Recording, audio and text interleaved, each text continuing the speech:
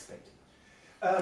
I think one of the issues, and Shema, you touched on it, the American media doesn't really make the distinction so clearly between Tunisia and other countries in the MENA region, Middle East, North Africa.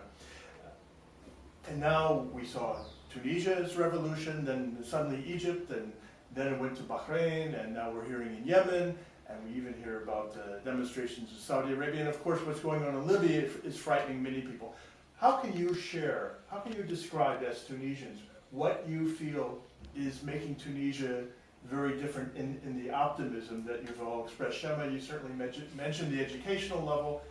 Any other comments that some of you, Jacob, you mentioned how religion was not an issue, that minorities were feeling Tunisian as much as whether they're Jewish or Muslim, whatever. Any comments that some of you would like to make that help Americans have a better understanding of how Tunisia is different from what they're fearing when they see these spreading revolutions? Well, according to me, there are two levels with Americans. There is the American government, and there are the American people, and maybe the third is the American media. What we are realizing is that there is a change and a shift in the American government behavior towards an attitude about our revolution, and it was obvious, you know, when Obama talked about it, and many things are happening just after that. You know, many programs are going on, and America is willing to participate in this transition. American people don't know anything; they just see what is revealed by the media. While what is disappointing is that the media is just reflecting some events, some bad events happening here and there, but there is no interest in seeing the real transition or talking about the real transition which is happening. So I hope that the American media will be more interested in reflecting this effort or our effort in really moving forward with our country, as opposed to some events happening here and there. That's my. I read an article just really during the revolution in the Washington Post, because you know in Tunisia we read Washington Post too, the internet when it's possible. And now it's possible. Now everything is possible. Yeah. But even then, you know, Tunisian people are insightful. Tunisian people know how to deal with problems and barriers, and we were having proxies, and we were already having. I will tell you, all internet in Tunisia used to have proxies to have all the countries and all for freedom to surf the internet. And in that, I remember that in that article they weren't so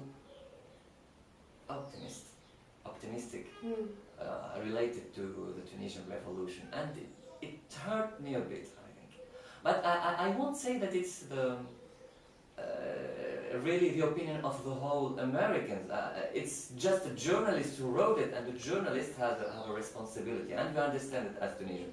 You know, Tunisia have that position really weird, I would say, in the Arabic world, that it's maybe an Arabic country, really at the edge, but it's not really recognized in Arabic countries from the other African and Middle East countries. They say Tunis is really just close to Europe, a westernized one, and it's different. So we kept that tradition. We are open-minded to everything. We are maybe Arabic, it's our identity, we recognize it, but we stay really open-minded. So I said that's really the nail, or the tail, maybe. That it's really the beginning of something. It began from Tunisia, and I think it's the good starting point. Well, you mentioned not to bash the Washington Post because it's a fine magazine, fine newspaper, but I have to say, as an American who's had a 30-year relationship here with Tunisia and feels in my heart half Tunisian and lives here much of the time, it's also disturbed me when I find that the media is really not capturing the essence of Tunisia. When I see that the main things covered about Tunisia are a demonstration, and I see it on the front page of the New York Times, someone with a bloody face laying on the ground. This was the case 2 months ago. What I'm not hearing is the talk about what each of you have described as the hopefulness and also the distinguishing features that will hopefully let Tunisia continue this progress. You know, it sells less. That's right. No, It's well, not sexy. you know what, It's not sexy to say things are improving. It is sexy. It is very sexy because if one journalist has enough intelligence to take Tunisia not as just a revolution but as a case study of the first country who's going to make a transition towards a democracy, Muslim Arab country. I think that what happened in the United States, I think we shocked the world. I think it's the first Arab Muslim country to dare saying, we want to have freedom of speech, we exist, and we want democracy. I think this at some point, the media in the US, they don't know, and they don't know yet how to deal with it. So they deal with it like it's a war or a revolution or a bloody event here, but they don't deal with it as a huge change, I think, in history, not only of Tunisia, but of the Arab world. And this is for me, if I were a journalist, this is a very sexy story to tell. But just don't forget that it's supposed September 11 thing occurring, and terrorism and the Islamist threat is still here in people's minds, and it's absolutely a normal, I think, reaction. But what you have to say, they have said this at the beginning of the revolution in Tunisia. Oh, that Islamists will just take advantage of this and be at the front. They are not really here. They are in some maybe political party, and it's normal because it's pluralist right now, so it's freedom for everyone. We are not putting anyone just away. But they haven't that weight right now, really. Even during the demonstrations, even during the revels that occurred, we didn't see them. They were a little bit rejected, let's say, because I was there and I was seeing them rejected a bit because people didn't want the world to see in Tunisia that threat. They wanted to see really the youngsters, the intellectuals that were there, that were showing people that really resemble those that we know in Tunisia, because we don't want a populist revolt. And it's not one. It's really the Tunisian revolt with all its specifics, with all that makes this country a little bit different. And we don't want to be categorized really into Arabic, Islamic country as the people are expecting. All countries are different, Tunisia too. You raised a very good point about how the West, certainly the Americans, many pundits were saying, oh, now the vacuum has opened in Tunisia, the Islamist fundamentalists are going to take over.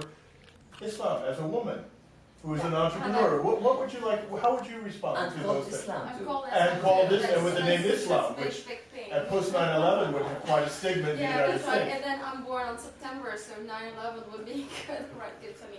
No, just what I would say.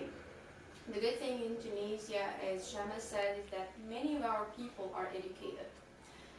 The good thing we started, maybe that no one is talking about, is we have a very good radio, though it was done by one of the mafia people around the former president, Zaytuna radio, which is a good radio, because actually it is going forward on a moderate religion. That's our religion in Tunisia. We are Malikite, not only we are Sunni, we are Malikite, we are moderate, and we have our own religion that was brought from our different imams, so and so. So if you look in our history, we've always been moderate. We've never been some radical people. So I think we're going forward in that type of thing. The threat now, for sure, many Muslim people are not inside. They would come because many people are rather influenced by them. But they would come to a certain point. That's what we call the mathematical shapes, like the